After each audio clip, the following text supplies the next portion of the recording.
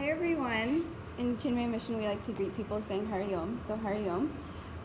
We're really excited to be co-hosting with Om, Acharya Vivekji, here today. Interestingly, this is his fourth time lecturing at CMU, and so it's pretty cool to see how over the past few years he's become a present speaker on campus and a voice to the Hindu perspective. And so today's theme, as you know, is Hinduism 101. And before we begin the lecture, I'm curious of how many people have heard Vivekji not speak before. For whom is this a new experience? Okay, cool. So I'll give a rundown of a little bit about Vivekji. As you may have read on the Facebook event, Acharya Vivekji is a Canadian native, born and raised in Canada. He completed his schooling in Canada and also went to graduate school for business school. And after going through the experiences, he realized that he wanted more from his life than his path was offering. And so he decided to contribute the rest of his life to studying Vedanta, a school of Hindu philosophy.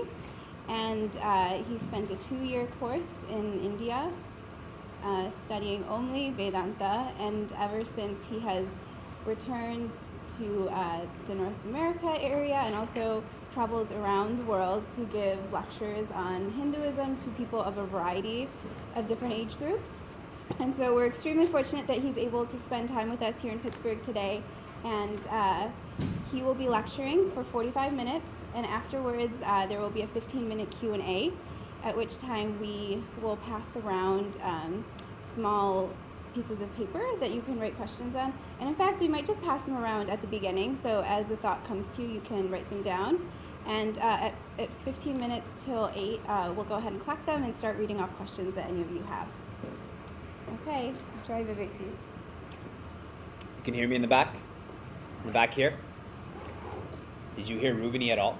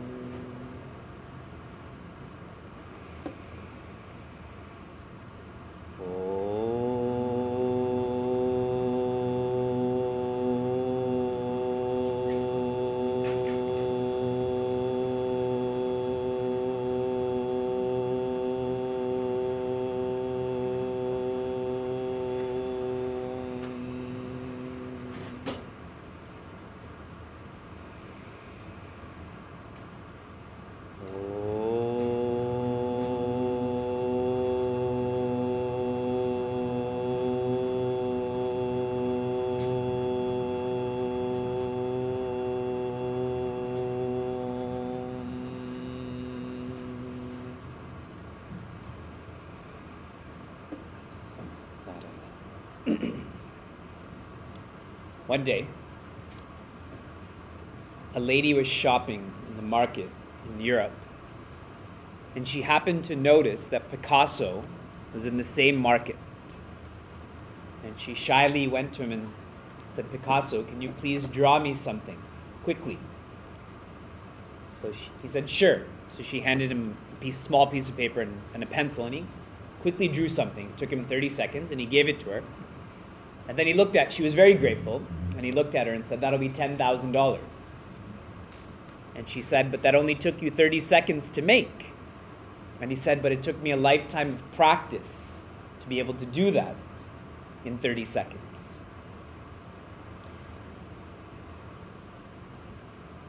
This evening, we are going to explore the subject of religion. As soon as I say that, everyone's minds shake a little bit. Either they become closed or there's fear. What's he going to be talking about? What kind of person is he? Religion is theory, and what comes with theory? Application. It's philosophy and practice. I know a professor at a different university, and his only job is to help engineers work with people. Because often engineers, and this is an apt school to say that, they work so much at a theoretical level, but they're not able to communicate that with people, with teams, to bring that to life. So if I have a whole lot of theory but no application, there's no real productivity. There's no real transformation. Religion encompasses both the philosophy and the practice because both are important. Right now, due to a misinterpretation of this word religion, we've broken this up into two separate subjects. One we call spirituality and one we call rituals. And spiritual people, they go about with this attitude of finesse. I'm a spiritual person. In other words, they only focus on the philosophy, like the engineers who don't know how to put that into practice. Then you have the ritualists. They always sit like this, and they have their eyebrows like this. And they're talking about this and this and this. Why do you study? Just do. And both of these parties are judging each other, but both of them are the same.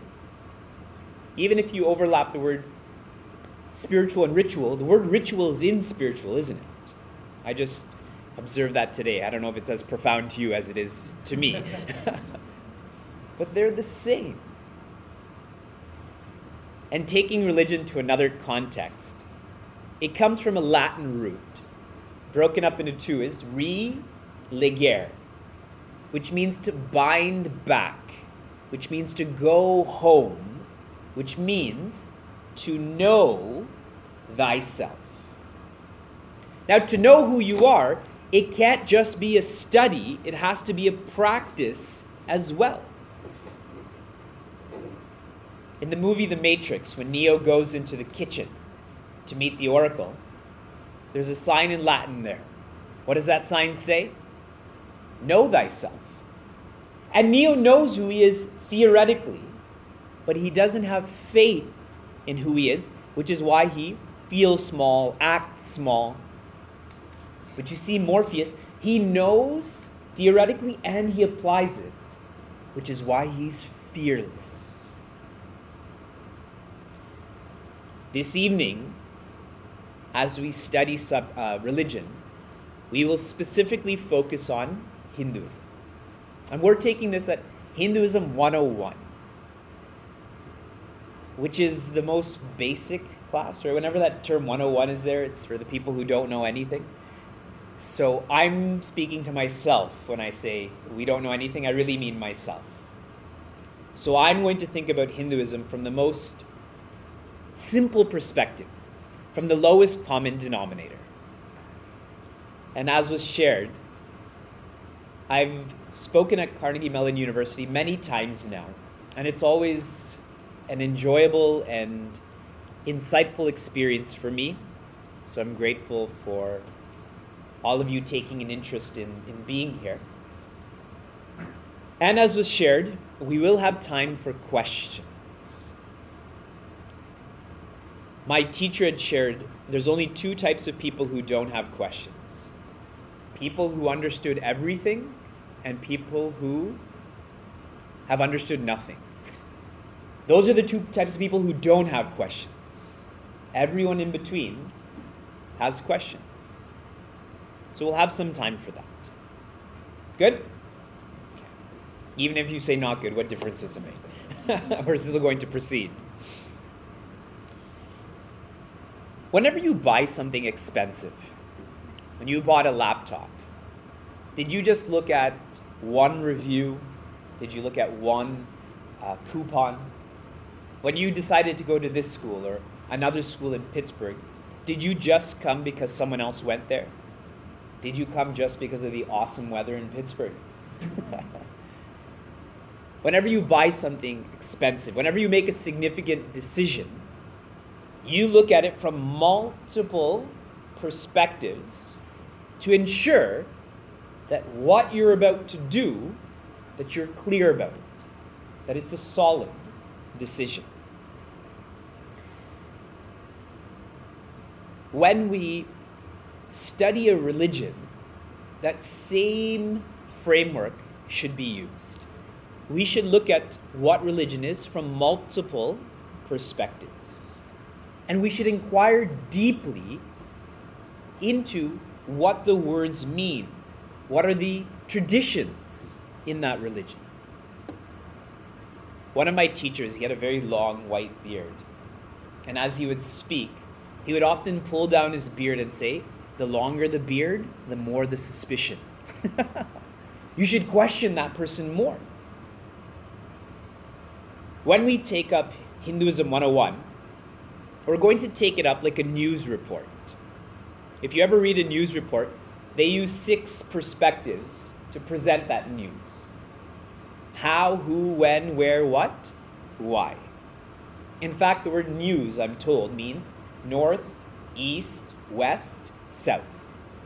So multiple perspectives of a certain topic. And then if you put how, who, when, where, what, why, it's even more varied in that perspective.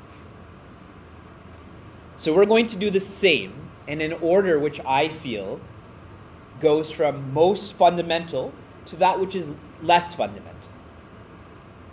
We start with what? So Hinduism 101, if I take in the question, what is Hinduism? This is the answer. Hinduism's original name, I shouldn't say was, but is Sanatana Dharma. 2 words, Sanatana Dharma. Sanatana means unchanging, and Dharma means responsibility. So Sanatana Dharma actually means unchanging responsibility.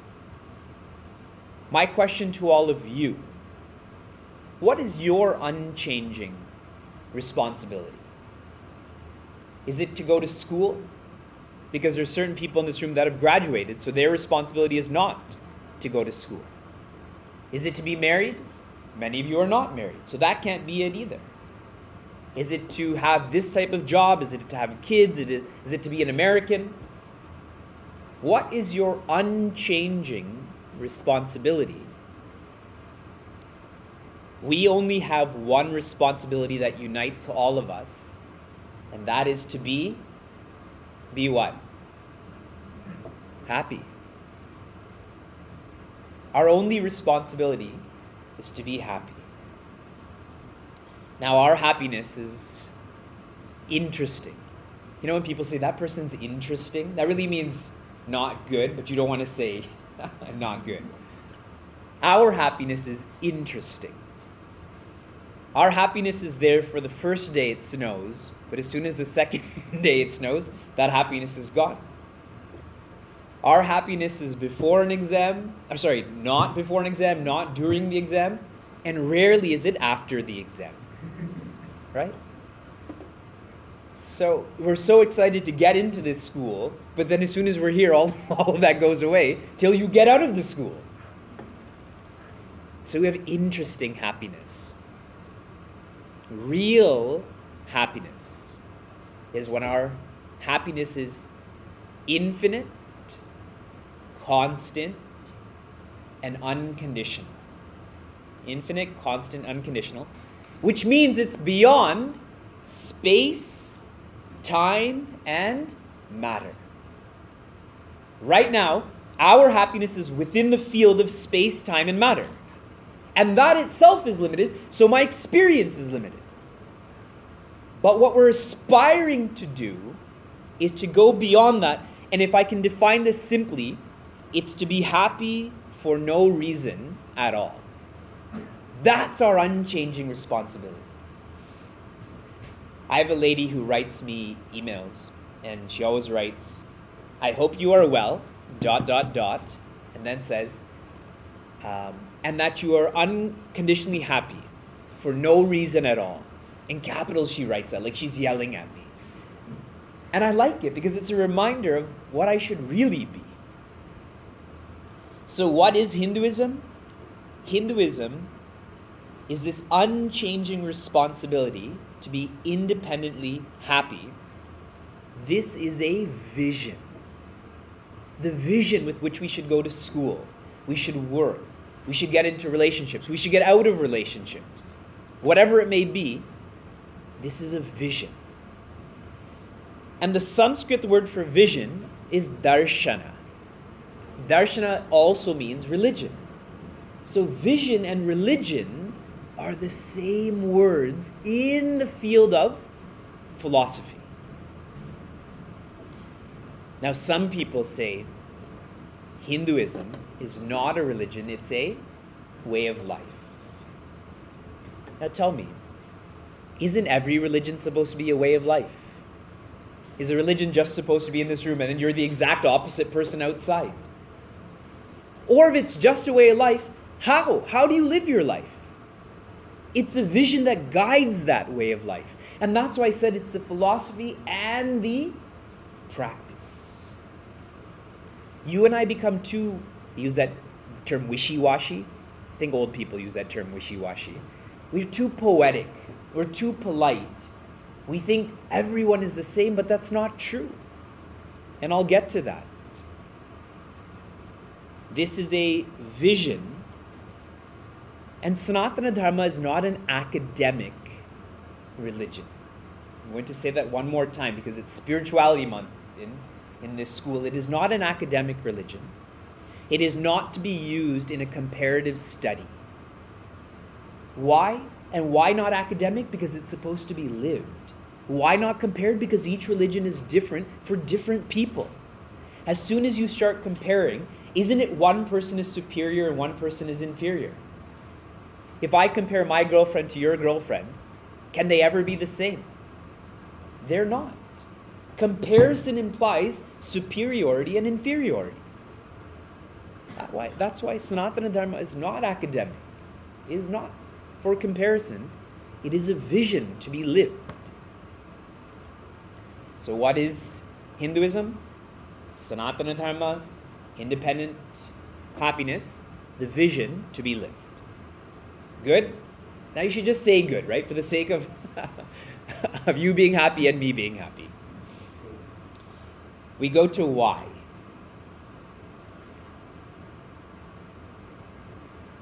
Now many of you would be 20, 21 years old.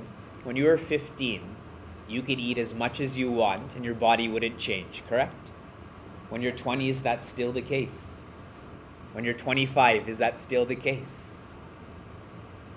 This body has a tendency to kick into atrophy. Metabolism slows down. We don't sit as straight. We grow. Puberty first puts us this way, then puts us this way. There's that physical atrophy. There's also a mental atrophy as well. If you take infants, everything is a surprise to them. Oh, it's snowing. Awesome. Oh, I fell down. Awesome. Oh, look at that person. He looks funny. Awesome. Everything's a surprise. As we get older, nothing becomes a surprise. Oh, it's snowing. Oh, I fell down. And you look around to see if anyone saw you. And that person looks funny, but it's always with judgment. Many times I hear kids, they'll say to someone, that person has a big nose, or that person's fat, or that person's hair is messy. But there's no negativity behind it. It's just a straightforward observation. When we say those words, there's so much negativity that comes with it. So, we have this tendency to be lethargic, physically and mentally. Why Hinduism? It is a reminder of that unchanging responsibility. So why? Because we forget. Why do I need an alarm clock? Because I can't wake up by myself.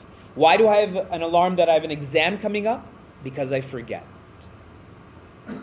The why for this religion, it's a reminder and it's also guidance. Pittsburgh is a very interesting city when it comes to traffic. Everything is very close, but everything takes so long to get to those close places. And the tunnels and bridges, it's like a jackpot. Who knows when they'll be open, when they'll be closed? There's no consistency to it. There's no pattern. So you use a GPS. A GPS is guidance to get from point A to point B in the most efficient way. It reminds us to avoid this, to drive this fast, and so on and so forth. Hinduism is a reminder, and Hinduism is guidance on how to be independently happy. And specifically, the guidance that I referred to is called Veda. Veda means knowledge. When I say biology, it's knowledge of organisms, let's say. When I say physics, it's knowledge of the laws of nature. Economics, it's the knowledge of an economy. Veda just means knowledge. It's not qualified by a particular field. Veda is actually knowledge of oneself. It is a knowledge, it is codified into a text, and it simply says, you are more than what you think you are. And here's how to reach your potential. And to be more specific, in whatever religion one studies, are there any religions that believe that, we'll use the word God, is not infinite? Almost every religion, if not every major religion, believes God is infinite. If God is infinite, doesn't that mean you're God too? Because you can't say that God is infinite, but you're not God. Because if there's a finite entity in this equation, there's actually now two finite entities. If I'm not God, that means I've limited God because he or she is, or it is not me. If one truly believes that God is infinite, God is all of us. And not just humans, but animals, plants, minerals. So who are you really? What is your real potential? Infinite. Isn't that what the oracle tells Neo? Isn't that what Morpheus believes Neo is? Doesn't Neo come to realize that at the end of the movie? That he has infinite potential? That he is the walls and the agents and the bullets and the body? Veda is knowledge of one's nature, and it's a guide to actually trust that. Putting it more subjectively, out of curiosity, how many of you believe in God by a show of hands? Okay. How many of you trust in God by a show of hands? You know, the US dollar bill says, in God we trust, correct? And that's why the US has so much money invested in walls and military and security and all of that. Now, at a relative level, if you trust in God, why do you worry? Why are you afraid? Why is there anxiety? Why is there stress? Why is there fear of the future? One can't believe in God and trust in God and still have these negative emotions. But you have to think about that more for yourself. So why Hinduism? It's a reminder and it's guidance of who we actually are. What, why, and now we go to who. Hinduism does not have a founder. It is not Swami Chinmayananda. It is not Swami Vivekananda. It is not Adi Shankaracharya. It's not Ved Vyasa. It doesn't matter what name you insert there, it will also be not. There is no founder of Hinduism. When creation came to be, and I'm not going to get into creation theory, but whatever theory you have of how creation is, with creation came Sanatana Dharma. Now you're all thinking, give a relative example of that. When the world was created, did gravity get created after that? or when the world was created, gravity was created simultaneously to the world. They came together. So let's go back to Newton. Did Newton create gravity? Newton's only role was to discover what was already there. He did not create gravity. He's a seer of this force. So there is no founder of Sanatana Dharma. Sanatana Dharma, with creation, there is this vision. And why this is a very beautiful truth is that there's no limits by a gender. There's no limits by a race. If a man creates a religion, maybe a woman feels uncomfortable. If someone in South America creates a religion, maybe someone in Alaska feels uncomfortable. But when there's no founder, when there's no limits to this being created this, that means we can all relate to it.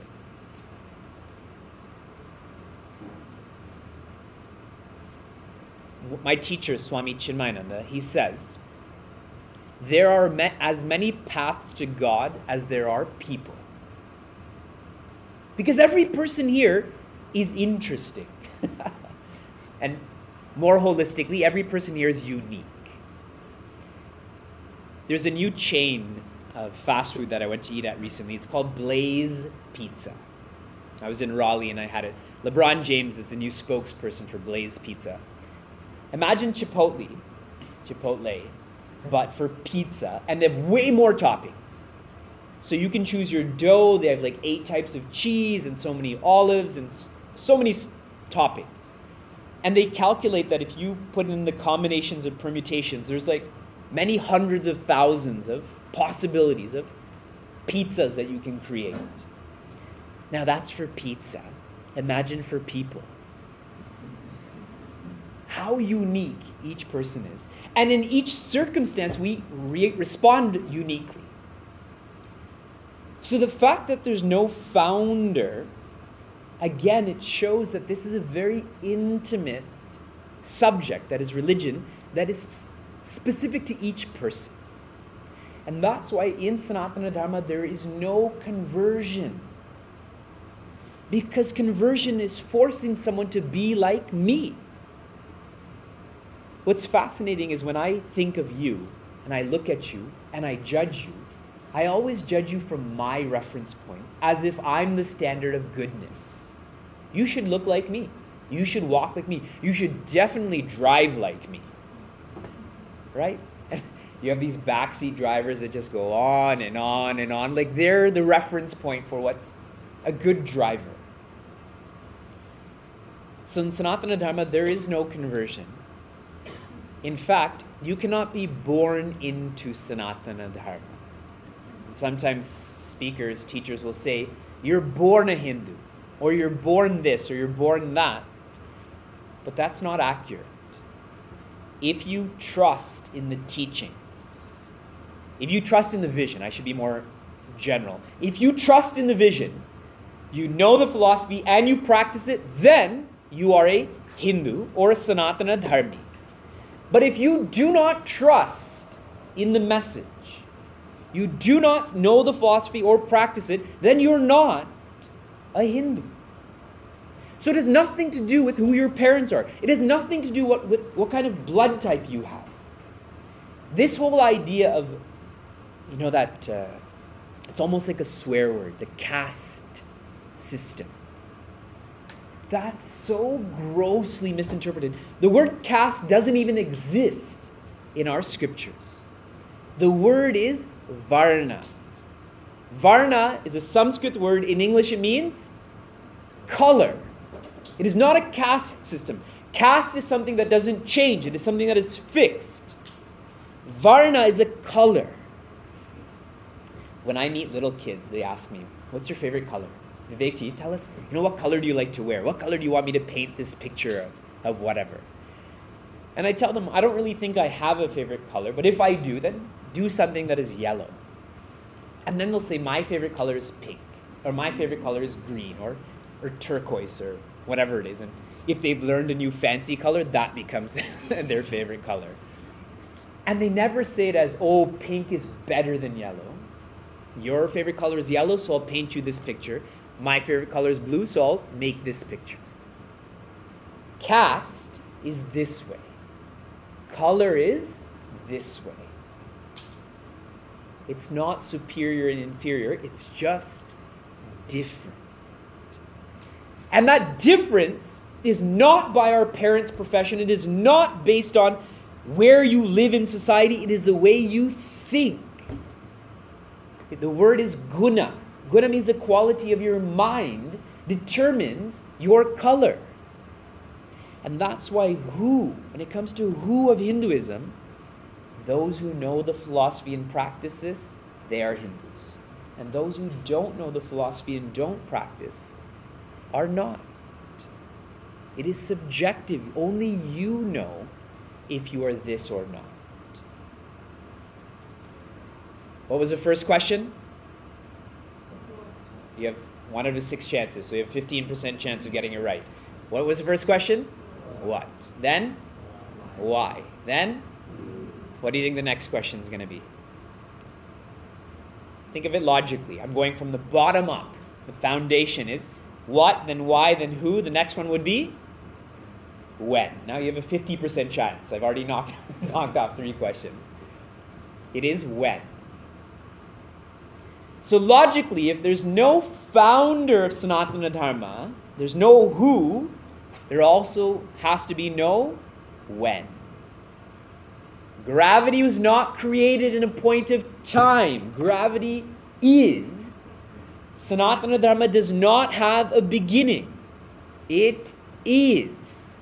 And that's why it confuses people who are in the academic field. They're very confused. They're overwhelmed by, there's no founder? There's no time period? Then how can we compare? That's the point. Don't compare. Not that any of you are parents, but is your first child going to be your favorite child? Is your second child going to be your favorite child? Yeah, I'm a second child too, so all the second children are saying yes. That is the truth. With creation came Sanatana Dharma. The implication of this, just like Sanatana Dharma is not limited by a founder, so it's relatable, since there's no time period when this originated, the message, the vision is always relevant. It's never outdated. How many of you tried the Atkins diet at one point in your life? Do you know what the Atkins diet is? Okay. The Atkins diet is when you should only eat protein. So people went into hardcore carnivorous diets, just high protein diets, but it didn't last very long because no one's health was balanced. If you go back further in time, for insulation, to insulate pipes, what did people use? Asbestos. Now if there's asbestos in your home, it's so costly to remove that. It's poisonous.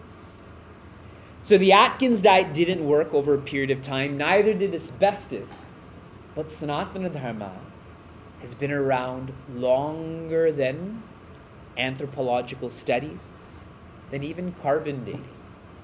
Since creation, there's Sanatana Dharma, and here we are on November 12th, 2015, studying Sanatana Dharma. Because it's time tested to show that it's always relevant. And in the Mahabharata has a very cool original name. The original name is Jaya. Jaya means victory. And when one studies victory, one becomes Vijaya. Jaya is outer victory, Vijaya is inner victory. That outer victory is not as important as an inner victory. An inner victory is being that happiness that I talked about in the beginning. In Mahabharata, what is shared is that if it's not in Mahabharata, it will never happen. That everything in the Mahabharata is the way that the world is.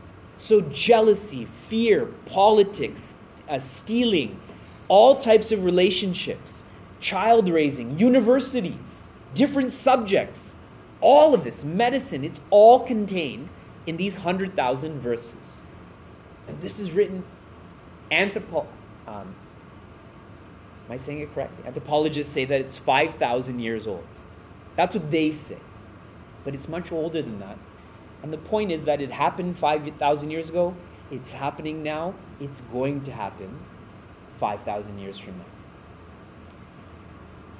If any of you get a chance, you should study a text called Srimad Bhagavatam. And they share that in a certain period of time when people are highly selfish, this is how society is going to be. And if you read that, and you read today's newspaper, they are identical. You would be shocked to know that they knew all of this, again, 5,000 years ago, and it's happening today. Right down to people will be so distracted by gadgets, by comforts, by sexuality. People are so distracted. One of my teachers shares, the greatest tragedy of humans is that amidst increasing comforts, there's decreasing happiness. Microwaves are supposed to save us time. So now everyone has a microwave. And with those 10 minutes, we can go for a walk, we can read a book. What do? We surf the net. Who knows why we're surfing the net, but we surf the net. Or we watch television. Or we text someone. So we have more and more time, but nobody here feels like they have more time. Every year we get busier and busier and busier. And this has all been documented in Veda. So when? There is no when. What? There is no what. Why? There is no why. Who? There's no founder. When? There's no period. Next is where. Where is Hinduism? If you're tuning into how universal this vision is, the answer is there is nowhere. However, if you want to know more at a historical level, Sanatana Dharma, the original Bharatavarsha, was from Iran to Indonesia. All of that is where Sanatana Dharma was studied and lived. Gandhari from Mahabharata, what is the name of that kingdom? Afghanistan. Interesting that her name was Gandhari 5,000 years ago. Now we have Afghanistan. If you go to Thailand, you go to the Bangkok airport, they have a huge mural there of what? The churning of the Milky Ocean. You go to Bali, they practice Ram Leela better than we do in America or India. From Iran all the way to Indonesia. And what's amazing is that's just the natural geographic territory. But as people became more and more selfish, they started cutting. Khanda, it's called khanda, means to cut. No, we want to possess this, we want to possess this, we want to possess this. You see that happening in Southeast Asia right now. Those islands that China made, who owns those? Look at all of the fights that are happening over, we should possess. So where there is a historical presence showing the magnitude of people who practice this vision, but more at a subjective level. What is unique about Sanatana Dharma is that in your own home, in your own dorms, in your own bedroom, you should have an altar. Sanatana Dharma is not only about community worship, it is also about individual worship. Individual and community. That it's not just about Sunday mornings. This is to be thought about and practiced 168 hours a week. How many minutes a week is that? Engineers, come on. 10,080 minutes. Now we all think, spirituality month. I got and sat for 45 minutes. That's my quota for the year. Till you come back next year, I'm full. But this is a lifestyle. So where? Everywhere. Starting in the morning in your own bedrooms, there should be an altar. And finally, how? What, why, who, when, where, and how. This building has a foundation. It rests on that foundation. If the foundation is not there, these walls, eventually, we could push them down. But with the foundation, we cannot. The foundation for Sanatana Dharma is based on 3 pillars. I'll start at a physical one, going to an intellectual one. The physical pillar is called brahmacharya, which means discipline. Discipline is how one lives a vision. Mentally, now it's more challenging, is ahimsa, which means sensitivity. It does not mean non-violence only. As simple as a sensitive person would have sat in the front row. I'm not here to judge anyone, but a sensitive person would have sat in the front row. Why? Because those who are running late, if they have to go to the front, they feel uncomfortable and it's distracting to others. Correct? Sensitivity with nature is to never buy disposable water bottles, is to never use plastic bottles. Even the ones that are PBA free, they're just made with a different poisonous plastic. But to use glass bottles, steel bottles, that's ahimsa. And at an intellectual level is satyam. Satyam means conviction. Conviction to live up to what you believe. Our idea of truth is only verbal. In the court of law, where were you on such and such date? You have this alibi. Right? I was with this person, but really, were you thinking about that person? Were you honest with that person? So many of us are in relationships, but do we only think of our significant other? Or do we have multiple significant others in our minds and only one physical significant other? Now your all hearts are beating faster. Can you read our minds? Satyam is to live up to one's convictions. And who knows your convictions? Really, the answer is only you. But that too, we barely know our own convictions. These are the 3 pillars. When you go to driving school, before you sit in a car, every time the driving instructor tells you to walk around the car, make sure the tires are inflated, that there's no one hanging out in the back, not that people hang out in the back of cars, and so on and so forth. Right? You ensure that that car is safe. The way to ensure that we are living a life of discipline and sensitivity and integration, I shouldn't use the word conviction, integration, is swadhyaya. Swadhyaya means daily study. Daily study of what? Not engineering, not medicine, not the sports scores, not who's wearing what clothes, but daily study of yourself. To get to know who you are, to get to know your infinite nature, and see how the how gets connected back to the why. My unchanging responsibility is to be independently happy.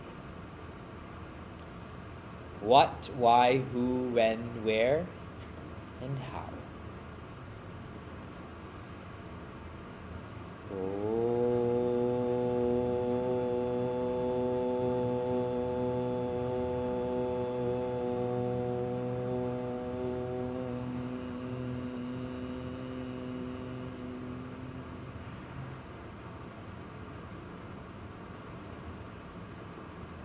All right. We have 15 more minutes, and then I have another class at 8:15. This is, we're going to stop recording now.